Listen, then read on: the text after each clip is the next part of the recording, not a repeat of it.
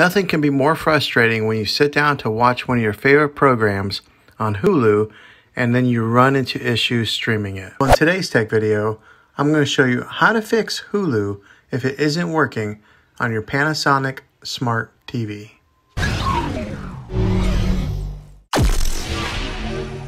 I'm going to show you a few really simple ways to try and solve your problem and get it back up and running again. The first one is the easiest one to try, and that is to unplug your TV from the wall outlet and wait 60 seconds. Now don't be impatient here, wait the whole 60 seconds and then plug it back in. This is very different from turning it on and off with your remote control.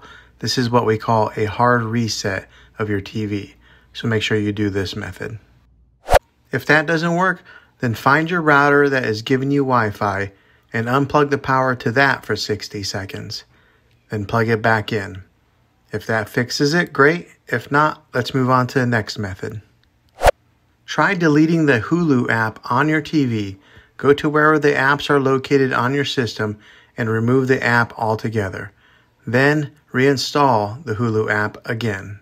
After you reinstall it, you might have to log back in with all your credentials, but hopefully this worked. If this doesn't work, then I recommend buying an affordable Roku stick or Amazon Fire Stick. Plug that into your TV and then use that as your main streaming player, and you'll be able to access Hulu that way. I'll put links in the description down below of where you can get one. Well, hopefully this video was helpful to you. If it was, go ahead and throw a thumbs up on it. Go ahead and subscribe to my channel. I make tech videos all the time, and I would love to have you back in the next one. Take care.